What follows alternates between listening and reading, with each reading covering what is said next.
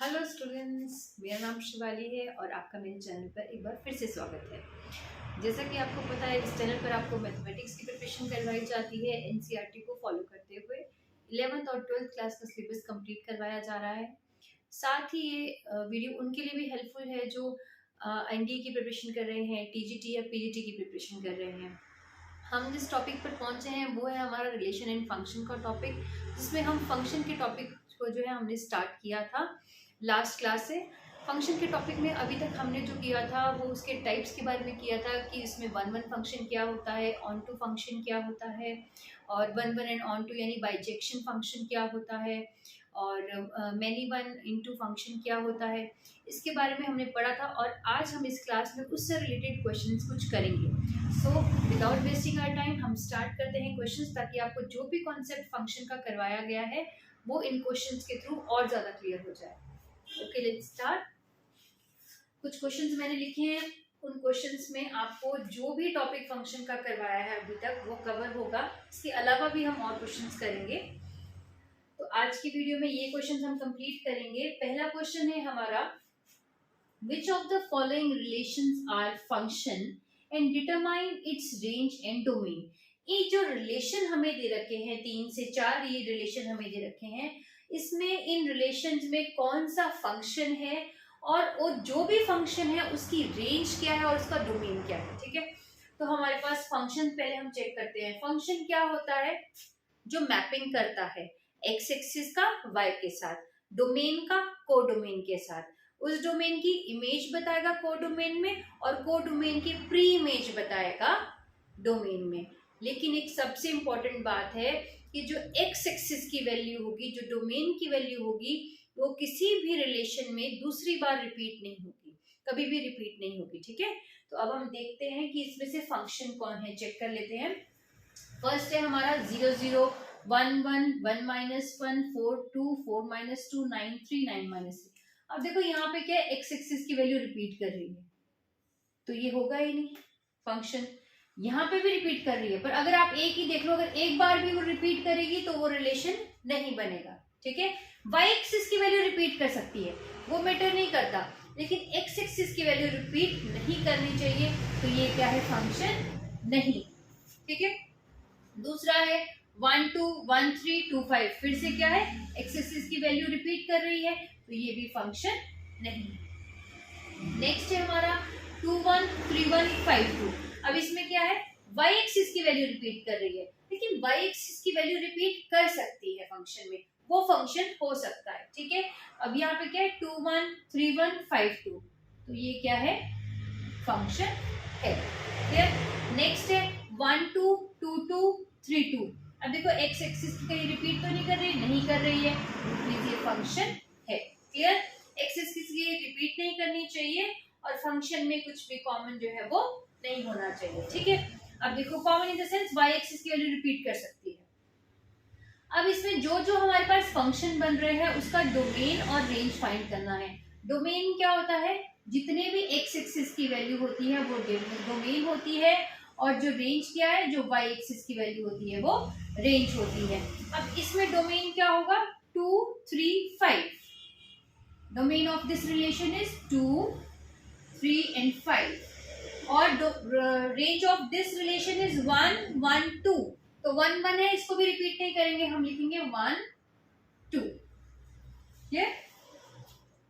Next है इसका, इस रिलेशन का डोमेन क्या होगा, domain of this relation is 1 2 3 1 2 3, and range of this relation is 2 2 2। तो हम एक ही बार लिखेंगे इसको 2। क्लियर है, तो ये इस तरीके से है हमारा फंक्शन। पहले हमें फंक्शन डिटरमाइन करना आना चाहिए, उसके बाद फंक्शन का रेंज और डोमेन क्या होता है। अब अभी तक हमने रिलेशन के रेंज और डोमेन निकाले थे। ठीक है, अब फंक्शन का रेंज और डोमेन है। इस क्वेश्चन को नोट कर लो या स्क्रीनशॉट ले लो और फिर हम चलेंगे अपने क्वेश्चन नंबर 2 की तरफ। क्लियर,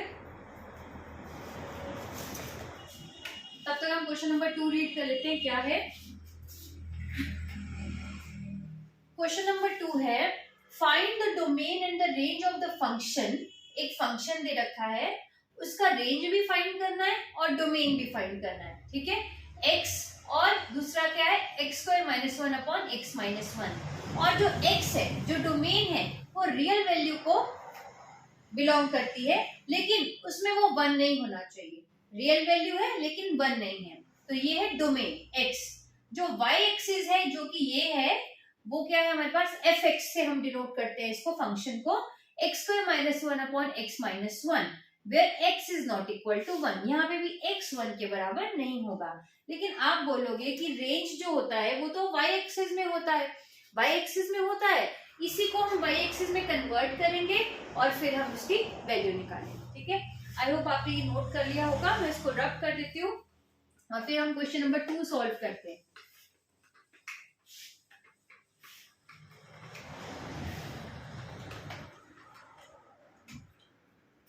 क्वेश्चन नंबर 2 का सोल्यूशन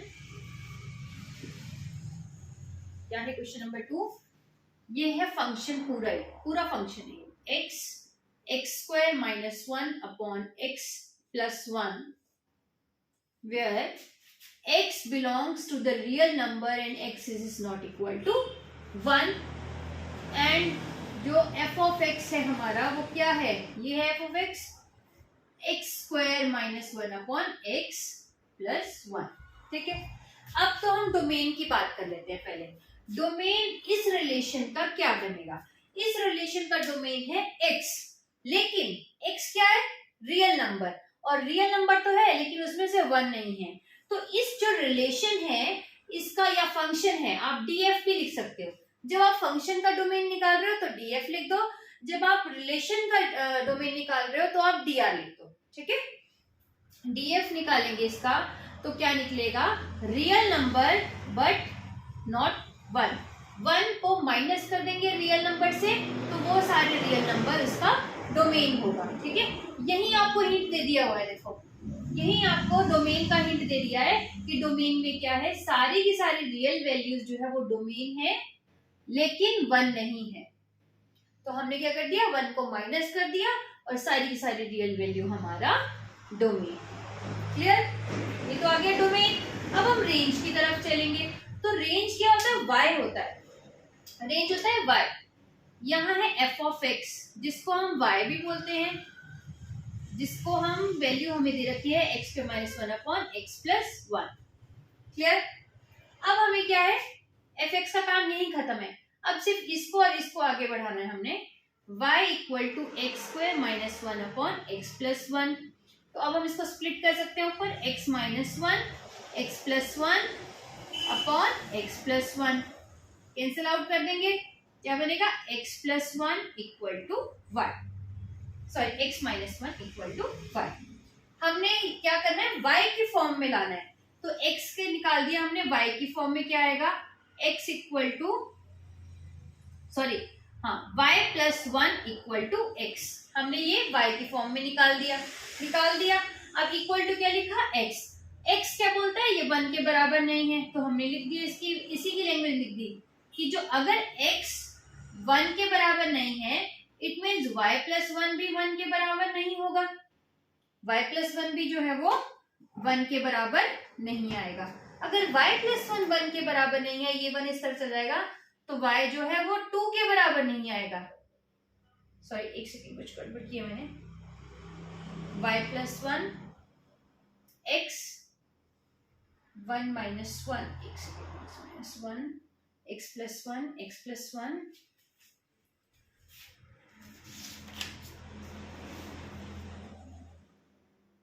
ओके, ठीक है। एक गड़बड़ ये की है, हाँ, यहाँ x माइनस वन था, हमने गलत लिख दिया। ठीक है, क्वेश्चन हम वही लिख के चल रहे हैं। देखो, डोमेन में कोई डिफरेंस नहीं आएगा, उसको कोई मतलब नहीं है कि इस वाली वैल्यू में क्या चेंज आ रहा है। ठीक है, यहाँ डिफरेंस है x माइनस वन, ये एज इट इज रहेगा, ये कैंसिल होगा, x प्लस वन, अब ये y माइनस वन बन जाएगा। अब आएगा, हाँ, अब यहाँ पे क्या आएगा? y की वैल्यू 2 नहीं हो सकती। अगर y की वैल्यू 2 नहीं हो सकती है तो अब इसमें क्या है? ये y निकाल दिया ना हमने, तो इसमें रेंज क्या बन जाएगी? Range of that function is equal to real number but not 2। Real number but not 2। ठीक है, तो ये आ गया range of a function. Clear, इस पूरे फंक्शन में डोमेन ये है और रेंज ये है। क्लियर, आई होप आपको इसको समझ आया होगा। इसको नोट कर लो या स्क्रीनशॉट ले लो, फिर हम नेक्स्ट क्वेश्चन की तरफ चलते हैं।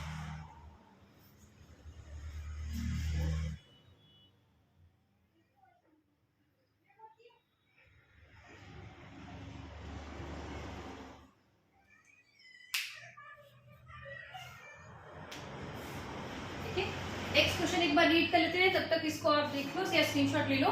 क्वेश्चन क्या है, आपको दोबारा से इसी क्वेश्चन में है कि एक ये फंक्शन दे रखा है x 1/1 minus x square. x जो है रियल नंबर है, लेकिन x क्या है, प्लस माइनस 1 नहीं है। तो आपको डोमेन तो पता चल गया होगा। ठीक है, डोमेन पता चल गया होगा। अब इसने क्या बोला है कि फंक्शन क्या है, f(x) 1/1 माइनस एक्स स्क्वायर। ठीक है, मैं एक बार दोबारा से वैल्यू देख लेती हूँ, यही है 1/1 माइनस एक्स स्क्वायर। ठीक है, अब हमने क्या निकालना है, दोबारा से रेंज एंड डोमेन फाइंड करनी है। ये आपने नोट कर लिया होगा, मैं इसको रब कर देती हूँ।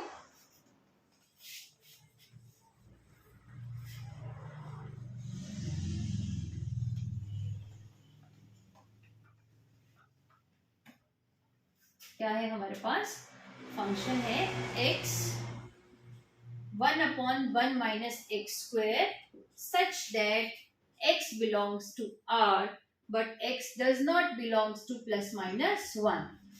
ठीक है, डोमेन तो यहीं से पता चल गया। और f of x क्या है हमारा, ये रहा f of x 1/1 minus x square.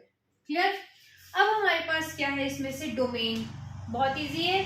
क्या है, real number but not plus minus 1।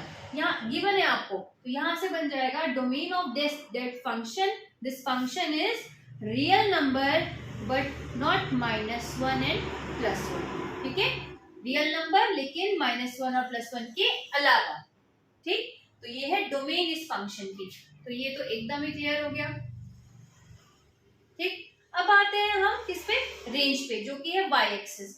तो रेंज कैसे निकालेंगे, यानी y equal to f of x equal to 1/1 minus x square, 1/1 minus x square. अब इसमें कुछ भी नहीं है कैंसिल करने का, तो हम क्या करेंगे, डायरेक्ट इनको आगे ले लेंगे। y equal to 1/1 minus x square. Clear है, अब यहाँ पे हमने क्या करना है, y की फॉर्म में लाना है। 1 minus x square equal to, हमने क्या कर लिया, क्रॉस मल्टीप्लाई कर लिया, ये आगे value 1 minus 1/y equal to x square. तो y माइनस 1/y, ठीक है, ये इधर ले गए हैं, upon y equal to x square. This implies x equal to plus minus under root of y minus 1/y। ठीक है, अब हमेशा जब भी रेंज की बात आएगी तो अंडररूट में अगर आपको गिवन होगा तो उसके अंदर की जो भी वैल्यू आएगी, उसके अंदर की बात हमेशा याद रखना।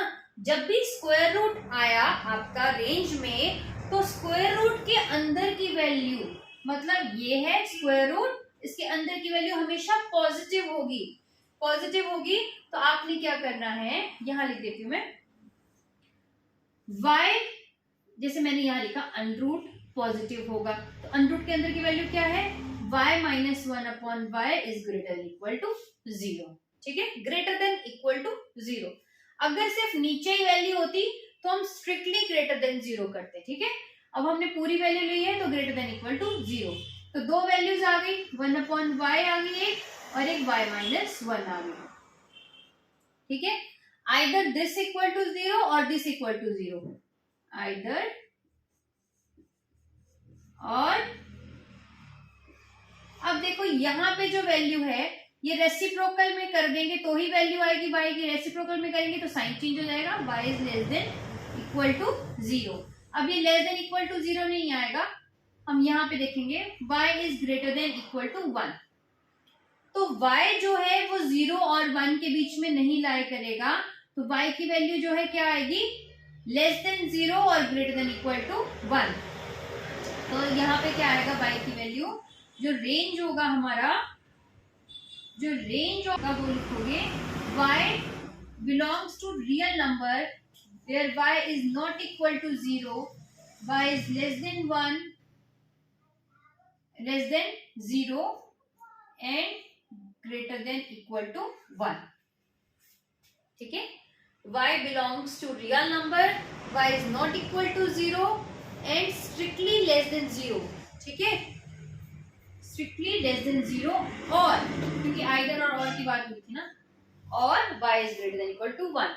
अब देखो इक्वल टू का साइन क्यों नहीं लगा इसमें, y is not equal to, क्योंकि वो बोल रहा है 1 के ग्रेटर, हमने दोनों को रिलेशन को देखते हुए चलना है. ठीक है, 1 के ग्रेटर देन और इक्वल टू होगा. ठीक है, ग्रेटर देन और इक्वल टू, ग्रेटर देन होगा या इक्वल टू 1 होगा. तो अगर इक्वल टू 1 होगा तो इक्वल टू 0 तो नहीं हो सकता. ठीक है, तो अब इसने क्या बोला, या तो लेस देन 0 होगा या फिर ग्रेटर देन इक्वल टू 1 होगा. ठीक है, जब रेसिप्रोकल में आ गया तो 0 नहीं होगा. और दूसरी बात, इसको और भी एक तरीका है सॉल्व करने का. कई बार क्या करते हैं, y को न्यूमरेटर और डिनोमिनेटर में मल्टीप्लाई कर देते हैं, y स्क्वायर, तब भी वैल्यू आ जाएगी. ये इधर चल जाएगा, 0 हो जाएगा. y into y minus 1, either y is greater than equal to 0 और y is greater than equal to 1. फिर से वही बात आ जाएगी, सेम वही कॉन्सेप्ट आ जाएगा. ठीक है, y जो है 0 के बराबर नहीं होगा क्योंकि वो इस रिलेशन को सेटिस्फाई नहीं करेगा. ठीक है, तो यहाँ पे हमेशा याद रखना y is less than 0 and y is greater than equal to 0. And भी नहीं, और y कभी भी 0 के बराबर नहीं होगा. ठीक है, तो ये आएगा range of the function. Clear, ये हमेशा याद रखना. इस वाले कॉन्सेप्ट में कई बच्चे कंफ्यूज होते हैं. क्लियर है,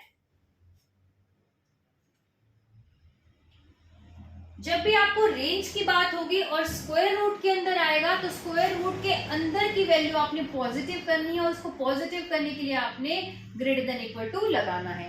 अगर आपके पास वैल्यू ऐसे आती तो आप कभी भी ग्रेटर देन इक्वल टू नहीं लगाएंगे, तो आप स्ट्रिक्टली ग्रेटर देन लगाएंगे. स्ट्रिक्टली, क्योंकि जब रेसिप्रोकल में चला गया तो इक्वल की बात नहीं है. ठीक है, यहाँ पे हमारे पास न्यूमिनेटर में भी वैल्यू थी, डिनोमिनेटर में भी, तो न्यूमिनेटर को बैलेंस करने के लिए हमने ग्रेटर देन इक्वल टू लगाया. अगर सिर्फ यही होता तो सिर्फ यही आता. ठीक है, अगर नीचे वाला ही होता तो ये आता, अगर दोनों है तो ग्रेटर देन इक्वल टू किया. तो ये चीज हमेशा याद रखनी है. ठीक है, जब भी आप क्वेश्चन करोगे तो ये चीजें याद रखनी है कि कब आपने पॉजिटिव करना है, और जब पॉजिटिव करना है तो कब आपने ग्रेटर देन इक्वल टू लगाना है और कब आपने स्ट्रिक्टली ग्रेटर देन लगाना है. ठीक है, इस चीज का, इस कॉन्सेप्ट का याद रखना. मैंने दोनों आपको डिफरेंशिएट करके बता दिया. अगर अलग अलग होता तो इस तरीके से आता. क्लियर है, तो ये आ गया हमारा क्वेश्चन का आंसर कि y रियल नंबर ही होगा और रियल नंबर के साथ क्या होगा, y 0 कभी भी नहीं होगा, स्ट्रिक्टली 0 होगा, स्ट्रिक्टली लेस देन 0 या फिर y is greater than equal to 1. ठीक है, ये आ जाएगा हमारा क्वेश्चन नंबर फर्स्ट के सेकंड पार्ट का आंसर. ठीक, ये नोट कर लो.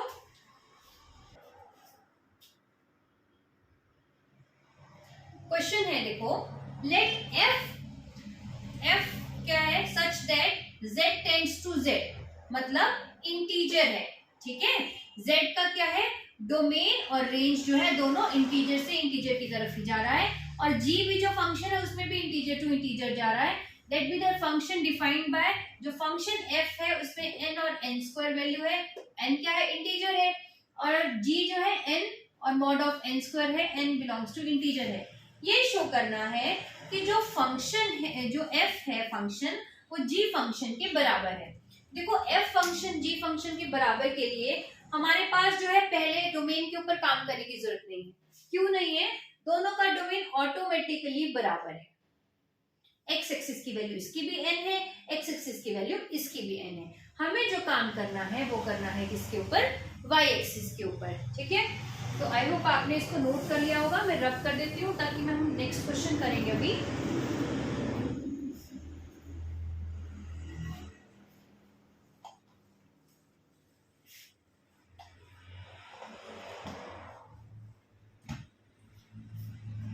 क्वेश्चन है, फंक्शन दो दे रखे हैं. फंक्शन, पहला फंक्शन है n और n square where n tends to integer, और g फंक्शन क्या है, n mod of n square, mod of n square, ठीक है, where n belongs to integer। देखो डोमेन में तो हमने कुछ भी चेंज लाने की जरूरत नहीं है, डोमेन की तरफ से तो ये दोनों बराबर है। रेंज में है प्रॉब्लम, प्रॉब्लम क्या है उसको हम सॉर्ट आउट करेंगे। हमें है mod of n square, mod of n square को अगर मैं प्लस माइनस एन का होल स्क्वायर लिख दूं तो कोई प्रॉब्लम है नहीं है, इसको सॉल्व करके ऐसे लिख दूं एन स्क्वायर तो कोई प्रॉब्लम है नहीं है। अब दोनों की रेंज जो है, रेंज ऑफ जी की रेंज ऑफ एफ के बराबर हो गई और डोमेन जो है वो ऑलरेडी डोमेन ऑफ एफ जो है डोमेन ऑफ रेंज के डोमेन ऑफ जी के बराबर है ही है, that is n equal to n, ठीक है। This implies f is equal to g, ठीक है, f is equal to g, that is n of n square is equal to n ऑफ नॉट ऑफ n स्क्वायर, ठीक है। इस तरीके से ये आ जाएगा, क्लियर, क्योंकि ये भी क्या है इसके बराबर है, ये हमने प्रूव कर दिया, क्लियर। इंटीजर तो ये है ही है, इंटीजर ही है, तो इंटीजर है तभी तो हमने प्लस माइनस 1 लगाया, ठीक। प्लस माइनस 1 का जब भी स्क्वायर करेंगे, प्लस का स्क्वायर करेंगे तो भी प्लस ही आएगा, माइनस का स्क्वायर करेंगे तो भी प्लस ही आएगा, ठीक है। तो ये है हमारा नेक्स्ट क्वेश्चन का सोल्यूशन। देखो बिल्कुल इजी क्वेश्चन है, जब अगर आप ऐसे देखोगे तो आप बोलोगे हम कैसे सॉल्व करें, समझ ही नहीं आएगा। और ये क्वेश्चन कॉम्पिटिटिव एग्जाम वालों के लिए भी है, आपको पता ही नहीं चलेगा कि यहाँ पे इसको ये बराबर आएगा कि नहीं आएगा। आपको लिखा होगा कि f is greater than g, f is less than g, एक ऑप्शन में ये होगा, f is equal to g एक ऑप्शन में होगा, या कोई भी रिलेशन नहीं है, ठीक है। तो क्या है वो रिलेशन, कैसे पता करना है, मॉड ऑफ n स्क्वायर को n स्क्वायर के बराबर करना है, क्लियर। तो ये हमारा क्वेश्चन नंबर 3 छोटा सा है, नोट कर लो या स्क्रीनशॉट ले लो। फिर हम क्वेश्चन नंबर 4 की तरफ चलेंगे। क्या है क्वेश्चन नंबर 4, ठीक है, ये नोट कर लो पहले, तब तक हम क्वेश्चन देख लेते हैं क्या बोल रहा है। Express the following function as a set of ordered pair, as a set of ordered pair, ठीक है। एक्सप्रेस करना है कुछ फंक्शन, फॉलोइंग फंक्शन को, जो फंक्शन दे रखा है कि सेट ऑफ ऑर्डर्ड पेयर है, ठीक है। और कहा है कि डिटरमाइन करना है रेंज को, क्या है, फंक्शन वेरी कर रहा है x से r तक, r क्या रियल नंबर है और f ऑफ x क्या है हमारा x क्यूब प्लस 1 है, ठीक है। और x क्या है, यानी डोमेन है ये x, ये दे रखा है -1 0 3 9 7। बहुत इजी क्वेश्चन है, कोई फर्स्ट टाइम देखेगा तो क्वेश्चन को हाथ ही नहीं लगाओगे आप, ठीक है। आप बोलोगे कि f ऑफ x दे रखा है, अब इसमें रेंज कैसे फाइंड करेंगे, तो रेंज फाइंड करना इजी है आपको। देखो डोमेन की वैल्यू दे रखी है, आई होप आपने कर लिया होगा, इसको मैं रख कर देती हूँ। इसकी कुछ कीवर्ड जो है क्वेश्चन के वो लिख लेते हैं एक बार।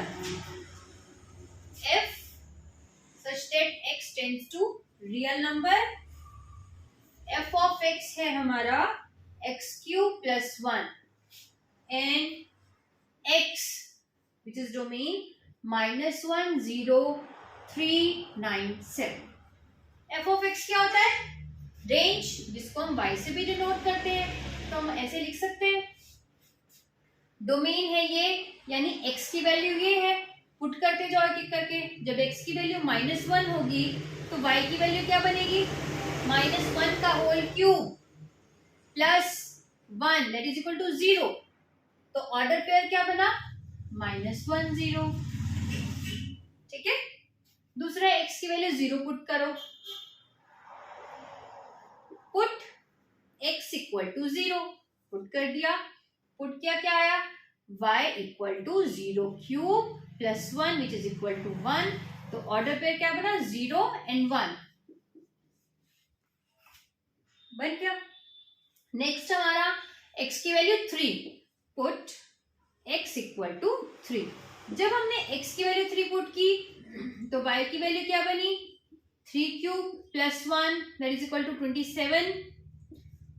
जब हमने x की वैल्यू 9 पुट की, 9 क्यूब प्लस 1 क्या हो गया, 9 क्यूब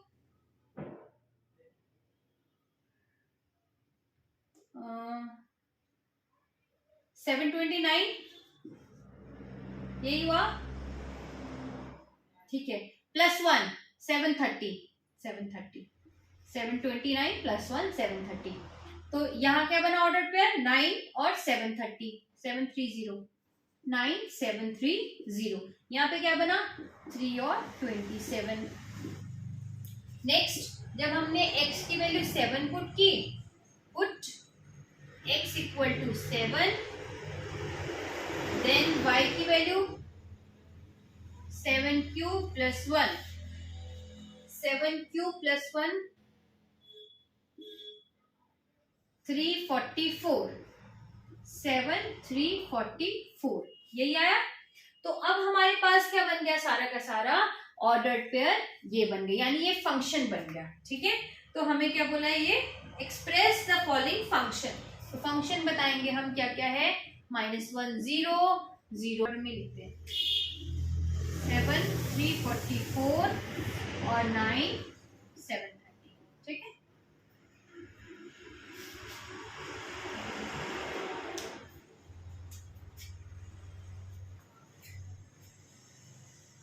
एक और क्वेश्चन कर लेते हैं लास्ट में।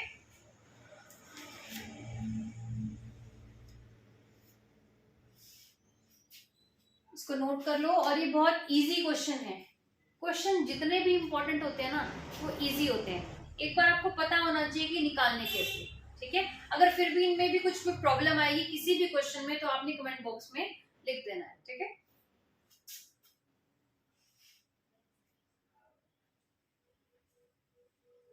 देखो नेक्स्ट क्वेश्चन देख लेते हैं। क्वेश्चन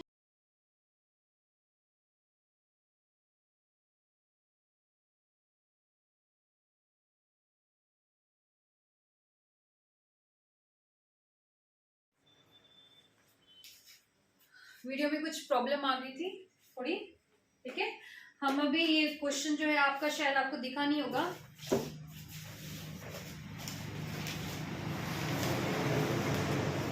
लास्ट क्वेश्चन बचा था हमारा। क्वेश्चन क्या था, late f and g be the function defined f of x = 2x + 1 and g of x = 4x - 7।